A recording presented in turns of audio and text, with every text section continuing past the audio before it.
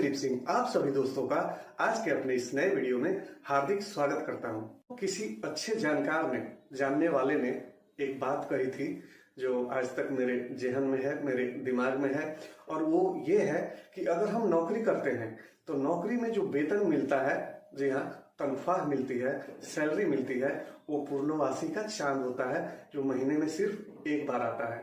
परंतु दोस्तों, जो व्यवसाय है, जो बिजनेस है, वो बहता हुआ नदी का स्रोत है। जी हाँ, एक धारा बहेगी और दूसरी धारा आ जाएगी, यानी कि निरंतर धाराएं चलती रहेंगी। तो बिजनेस कुछ इसी प्रकार से है कि बिजनेस में सैलरी रोज है आपको, थोड़ी कम थोड़ी अधिक। जैसे बरसात के दिनों में नदियां उफन जाती हैं और सूखे के दिनों में नदियां स्थिर हो जाती हैं, उसी तरह से, परंतु नदी का बहना बंद नहीं होता। जी हाँ दोस्तों, आज हम बात करेंगे आप सबों से स्टार्टअप के बारे में। जरूरी नहीं है कि सभी लोग पढ़ लिख कर नौकरी शुदा ही हो जाएं। जी हाँ, नौकरी ही पालें, चाहे वो अच्छी हो या बुरी हो, बड़ी हो या छोटी हो, ये जरूरी नहीं है कि सभी के सभी लोग नौकरी ही करेंगे। और नौकरी के लिए ही पढ़ाई नहीं की जाती है। पहले भी मैंने अपने किसी वीडियो में आप सबों को ये सब बातें बताया था। तो दोस्तों, पढ़ने लिखने के बाद हो सकता है कि आपका मन और मिजाज बिजनेस की तरफ झुक जाए और आप बिजनेस करना चाहें। तो उसी के बारे में आप सबों से आज हमें बातचीत करनी है कि अगर आपके मन में कुछ बिजनेस टाइप का आया तो सबसे पहले ये बात अपने मन में बैठा लीजिएगा कि कारज धीरे होत है काहे होत अधीर।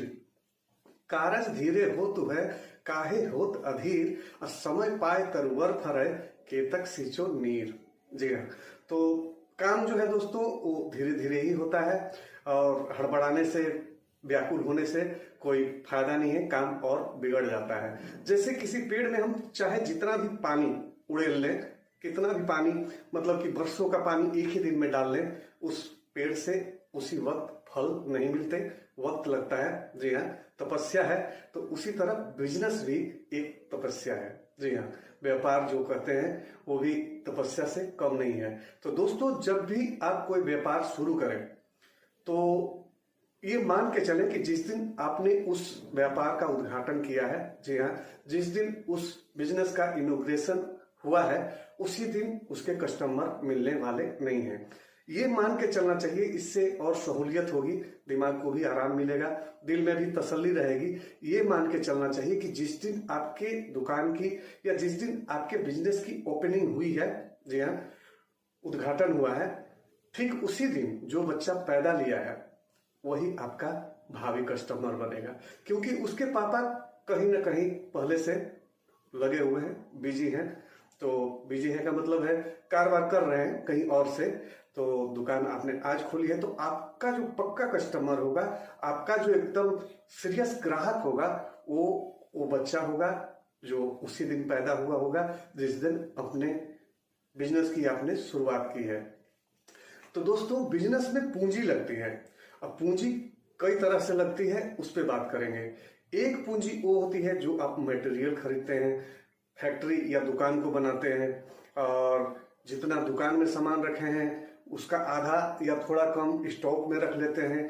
ये हो गया पूंजी, ये आपके हिसाब से। लेकिन जहां तक मेरा मानना है दोस्तों, पूंजी में एक चीजें और भी जोड़नी है। जैसे कच्चा बिजनेस है तो जो चीजें बिकी नहीं, सड़ गई और आपको फेंकना पड़ा, उन्हें भी आपको पूंजी में ही मानना पड़ेगा कि ये व्यवसाय को स्टार्ट करने में हमने लगाया है। अगर आपने उसे लॉस से जोड़ा, घाटे से जोड़ा, तो आप अधिक दिन व्यवसाय में टिक नहीं पाएंगे, आप अधिक दिन बिजनेस कर नहीं पाएंगे।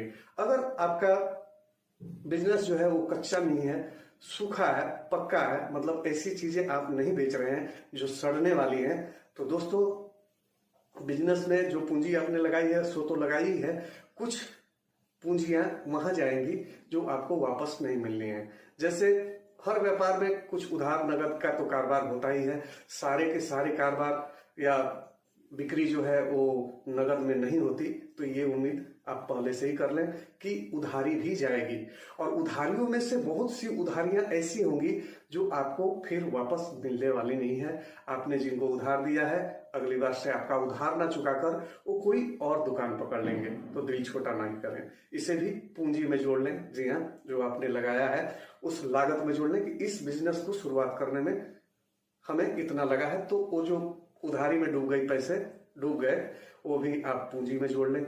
और इसके बाद जो कस्टमर आपके पास बचेंगे, ठीक उसी प्रकार दोस्तों जैसे कोई ऑर्केस्ट्रा आपने देखा होगा, जी हाँ, कोई गायन समारोह या कोई कवि सम्मेलन, तो शुरुआत में छिछोरे आपको मिलेंगे। प्रोग्राम शुरू होते ही, प्रोग्राम शुरू होने के 1, 2, 3 घंटे बाद तक भी वो जमे रहेंगे। आप कोई भी गाना गाने चाहते हैं, वो हुटिंग कर देते हैं और आपको स्टेज से वापस जाने को कहते हैं, तो आप दिल छोटा करके और स्टेज से वापस चले जाते हैं। परंतु दोस्तों असली श्रोता मिलता कब है? ऑर्केस्ट्रा मान के चलिए अपने बिजनेस को, तो असली श्रोता आपको रात 1-2 बजे के बाद मिलेगा। जितने हुड़दंगी थे, या तो वो पी के वहीं लुढ़क जाएंगे या तो अपने घर को प्रस्थान कर जाएंगे। परंतु अब जो बैठे हुए श्रोता आपको मिलेंगे, वही असली ऑडियंस है, वही असली श्रोता है। तो इतने सारे घाटों के बाद, मतलब कि जो उधारियां लेने के बाद फिर आपके दुकान पे नहीं आए, उसके बाद जो कस्टमर आपके पास बचे, वही आपके असली ग्राहक हैं।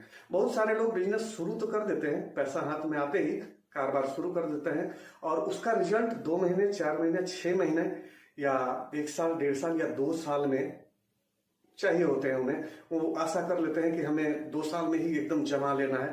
परंतु दोस्तों कोई भी जमी हुई बिजनेस जो है शुरू से ही फटाफट नहीं दौड़ने लगती, नहीं चलने लगती, वक्त लगता है, समय लगता है।